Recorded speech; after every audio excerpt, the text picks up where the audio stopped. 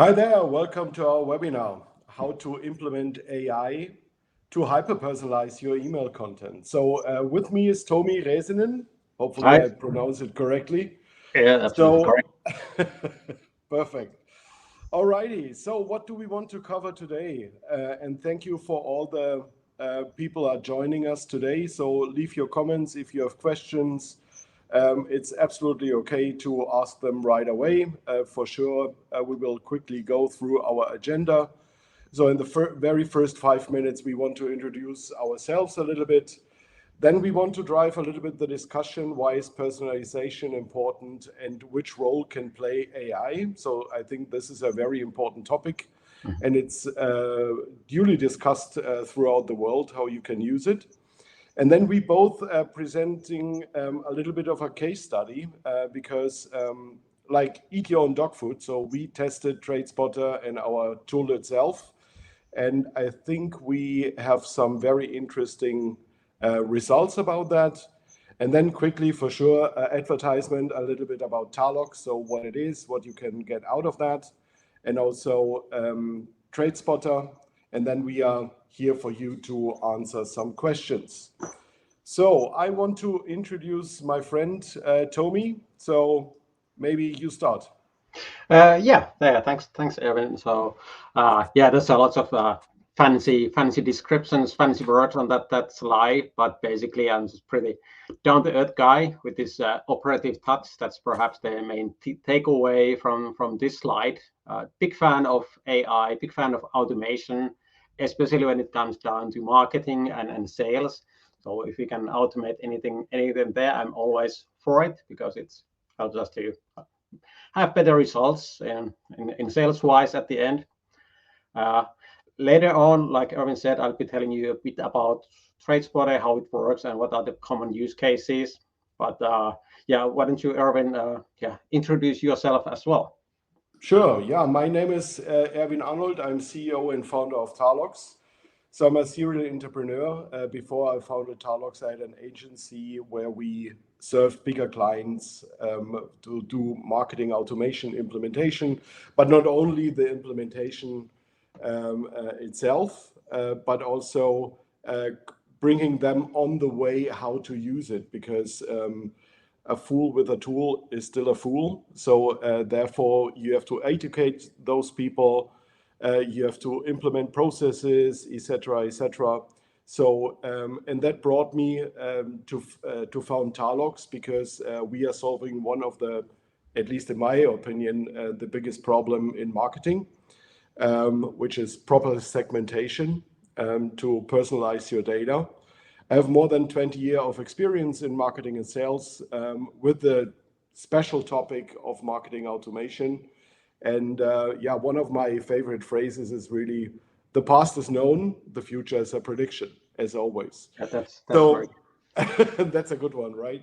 So, Tomi, I want to discuss with you a little bit, why is personalization so important nowadays and which role can it play? We just had a customer call this morning and we saw how important it is. And this is really just for the audience and for ourselves to guide a little bit the discussion around it. So I put a phrase into here and said personalization is important for several key reasons, particularly in enhancing, for instance, user experience, improve business outcomes, and creating stronger customer relationship. But the question for me is really, what are your thoughts about how can AI help you? Because we see tools out there, Apollo. We know now, I'm just coming back more or less from the inbound in Boston. So what is your opinion about how can marketers really use AI in their daily work? That's a really good question, and it's like you said, there's so many tools available now, and it's hard to decide which ones to use and which ones are actually bringing something. But it's always it boils down to the results. So the KPIs you have to measure and keep measuring and testing.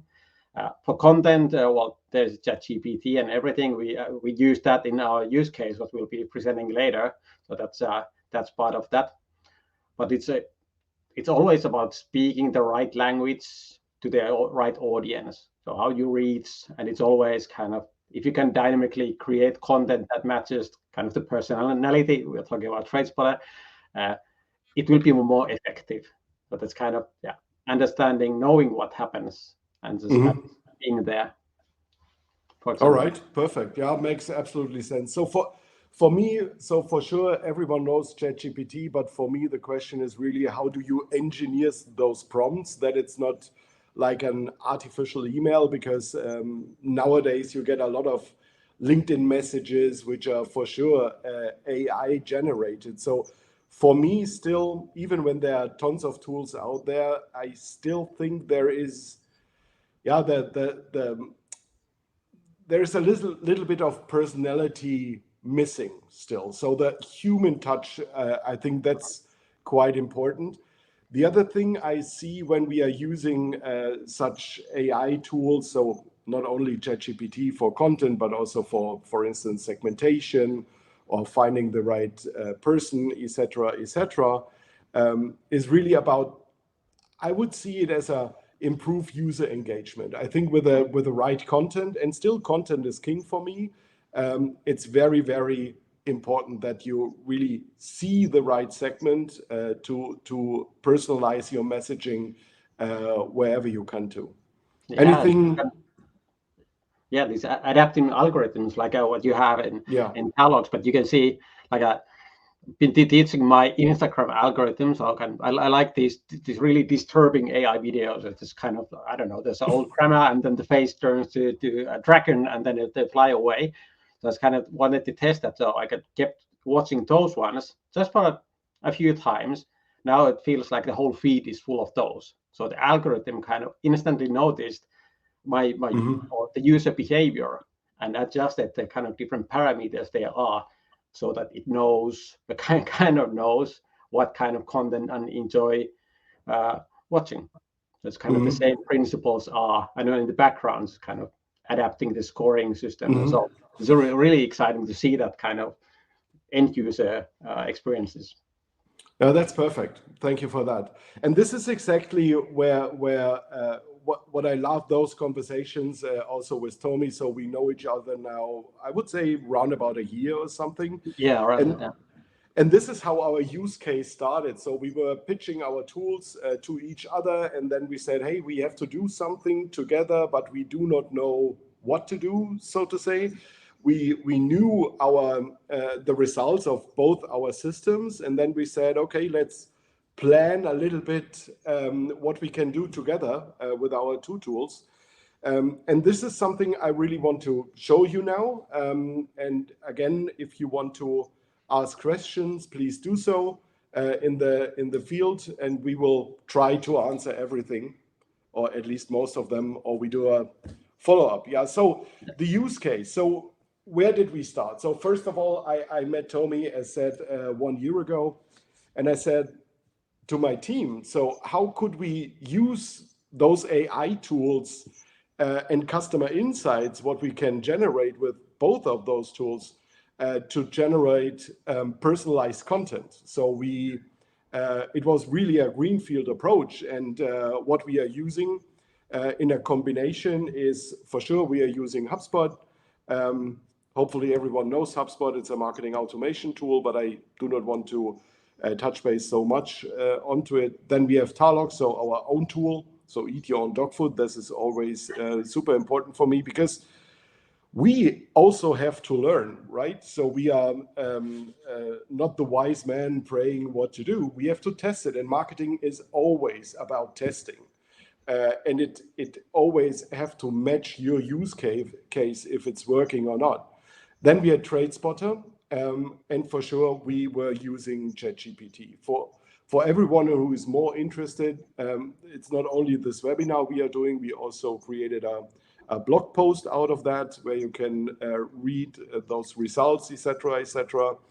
But you already see the complexity. So HubSpot is not an AI tool, even when they have Breeze now, but per se, it's a tool. Dialogues is an AI tool. TradeSpotter is an AI tool, and ChatGPT for sure is also an AI tool. But how did we start? So I think that's the very important point. So let's go to the next slide then. So what were our considerations? Hold on, it was just jumping a little bit too much here. So hold on. Oh, there's So one no, slide missing. it's cool. Recap of kind of own tools, but you use it perhaps in a more kind of practical way. There's kind Yeah. of the trade spotter is there on the left side with the personality kind of information and insights. Have a deeper look at a couple of those features, and I think that's the usual segments. People see lots of inactive, lots of potential, perhaps to Exactly. automate. Yeah. So, and the consideration, unfortunately, obviously, I uploaded the wrong slide deck. So, what were our first consideration? How did we start here before jumping into the combination of the tools? So, the consideration was really, and that's the next slide, and then I jump back. So, how to use information from both systems, so Tarlox and TradeSpotter, to define the right content. So the very first thing we said is we decided not to over-engineer the whole process, to keep the variations low, because when you see what TradeSpotter can provide you, and I will jump back to the other slide shortly, then you will see you have a lot of information you can get out there. So is someone extroverted? Is he introverted? Is he an early adopter? Yes or no? And much more things you can get out of the system of TradeSpotter. But we said, keep it simple. So we only use two insights from TradeSpotter: early adopter high and low, and extroverted or introverted. So, and we use the main segments from Tarlox, which are high engagers, dormant potential, or inactive, to figure out what we can do with them. And as Tommy said in the discussion around AI, content is king. So we created I would say a baby prompt, so to say. So write me an email to someone who is high engaging with your company or with your content, plus is high engager, or plus is low engager. But then we saw the text which were coming out is not so proper. So we wanted to give them a more human touch, so to say. And this is what we did. And then we implemented three workflows in HubSpot: one for high engagers, one for dormant potential, and the other one for the inactive and indecisive one. So since you never saw those tools, just a quick thing what you can see. So both is integrated, and we are touch basing later on that, but it will not be a demo webinar where we show in depth how the stuff is working. But this is what you can get directly in HubSpot when you're using TradeSpotter. So those are the you see the early adopters. You have this as a data point in HubSpot, and on the right hand side you see Tarlox, and you push those segments into your HubSpot. So it's pretty easy to, if you're using HubSpot, to create lists and build branches within the system. So what was the results? And Tommy reminded me that this is too small, and I will do that, but I want to give the results already right away. So what we found out really as a conclusion, the experiment for us was successful. So why? It resulted in increasing overall open rates and click-through rates in our email nurture program. So that was pretty good. And we saw that on the different workflows. So normally what you see when you're running a nurture program, it's people are dropping over time. So, and we decided to do a 4-step nurture program. And I just want to give you a little bit of an overview what we achieved here. So workflow HES means high engagement segment. Okay, HES, high engagement segment. And then you see the high engagement segment low, which means early adopter is low, and intro. So when you do such a use case, always do a proper naming convention, because otherwise you will not see the You'll results. forget it. Yeah. Yeah. which is really important. So Yeah. HES, high engagement score from Tarlox, low early adopter, introverted. Then we have HES, high intro, so you can guess it. So high introverted, but high in a early adopter is high. And what you can see is, first of all, through the segments, we have a quite good open rate in the high engagement segment overall. Yes, they are dropping, but at the end they are coming up again, which means this is pretty good for the content. And the number we sent out was around about 2,000 contacts overall.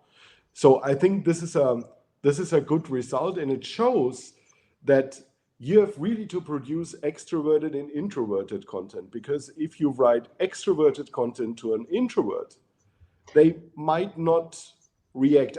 I don't know, Tommy, do you have Yeah, a that's little bit more insights into absolutely that? correct. If you think about yourself being introverted, and you'll get an email with a subject line of the world changing and disruptive thing, you probably kind of think, oh, that's kind of just some ad, and that's just basically spam. But it works for the extroverted decision makers. And other way around, if you are a very extroverted person, you get an email, download the white paper, you're kind of bored already just reading the subject line That's enough. true. But if you match the personality and the early adopter is kind of, this is a new thing. You know, some people who are kind of high on the early adopter scale, they are jumping on it. Oh, they are interested, and other people are like pushed down. Okay, it's something new. It's something too fancy. Let's just kind of let other people test it and use it when it's kind of mature enough. But it's people are different, and if we kind of hit those traits, then it works like a charm.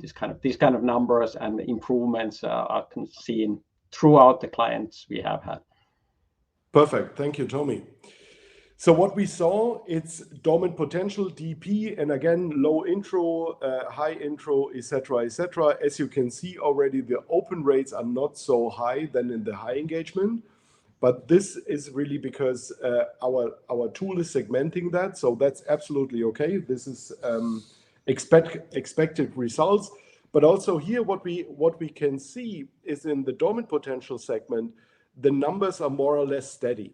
So we did not send out a low extroverted email here because there was no one who was low in the early adopter and extroverted.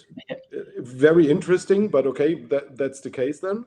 But really, so we keep up the momentum to talk to those people over the period of the nurture. Yes, there is some drops in the third email, but they are coming up again. And this is what I say, content still is king. And when you have the right content with the personal traits plus the segment, then you can be much more successful. And at the end of the day, for sure, it converts also into revenue or into sales. So we saw the same for the inactive segment. Here we said, okay, we do not, because the number was so low, because we have more high engagers and dominant potential in our database, because we are always doing a cleansing service of those. But still, those numbers are still good. So 22% is still good. So I think, again, we were happy with the results.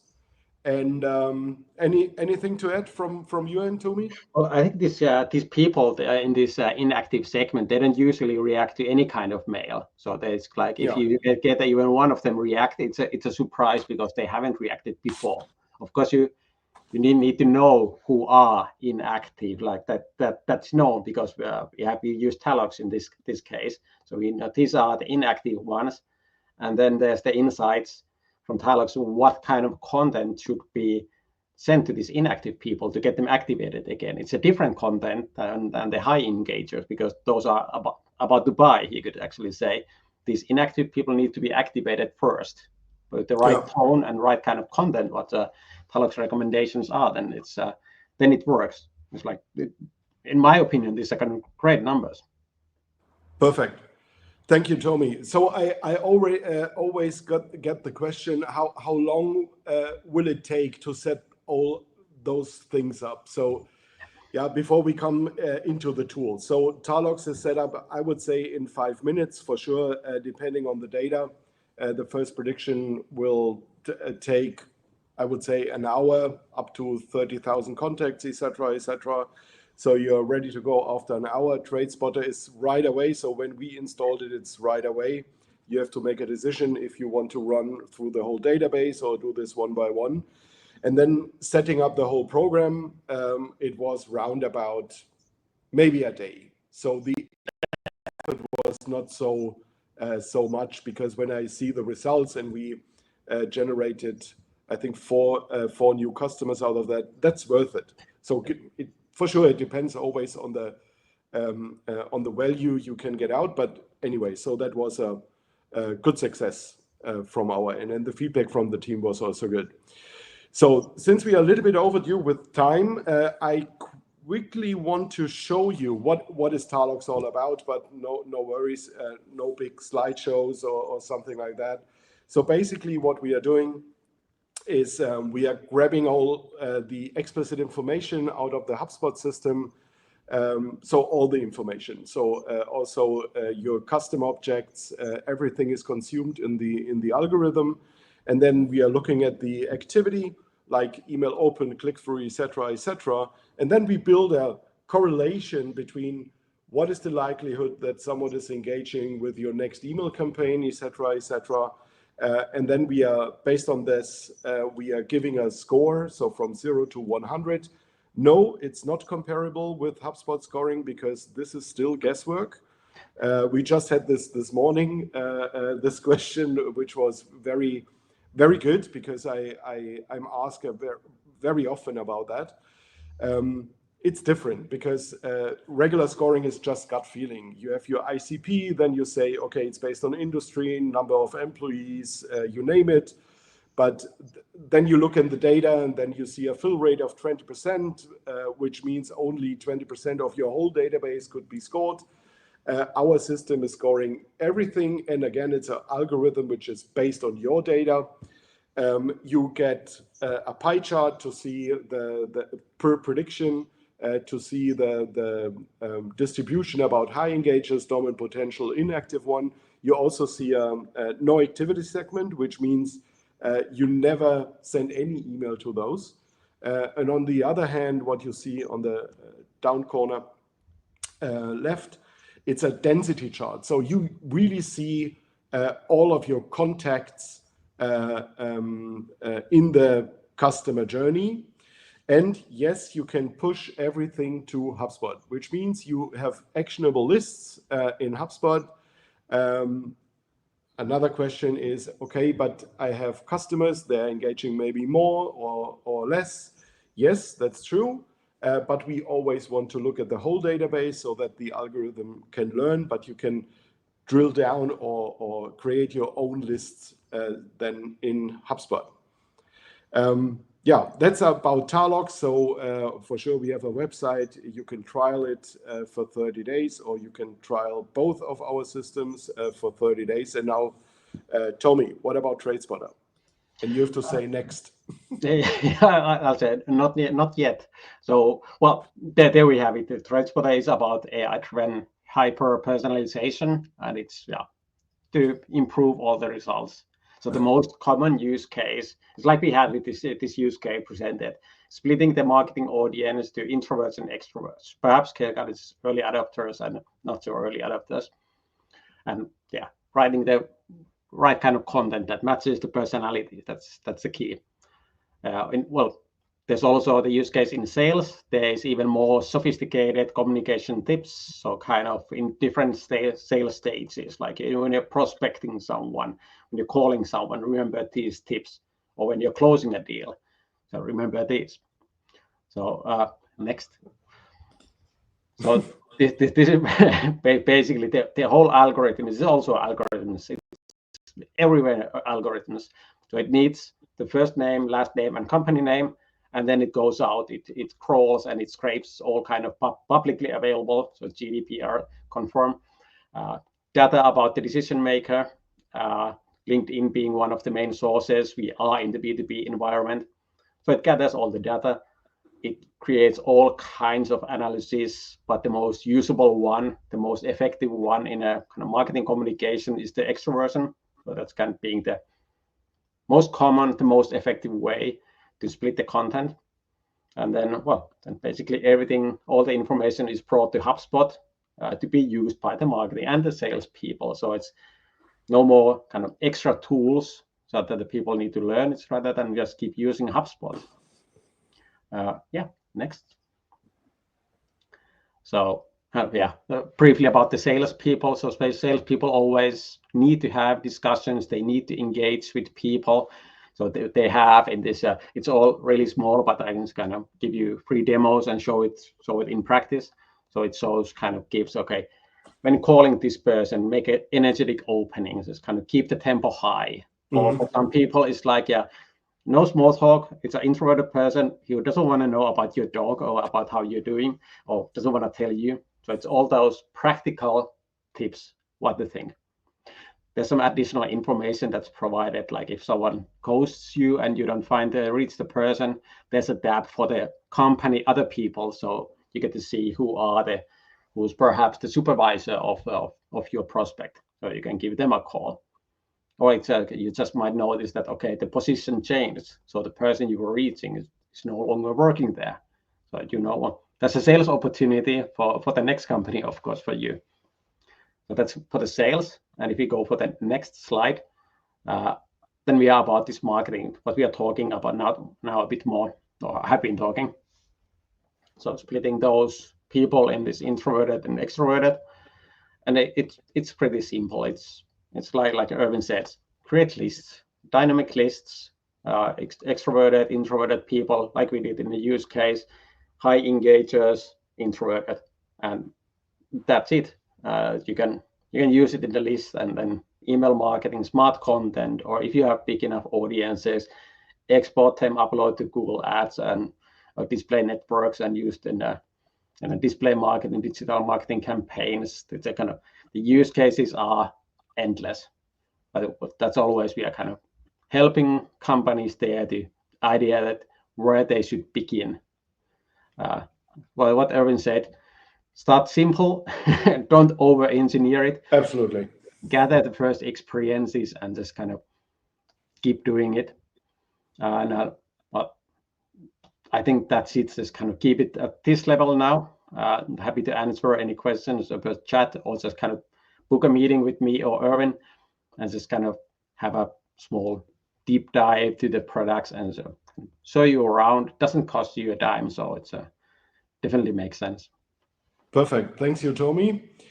We are open for questions. So are there any questions from the audience?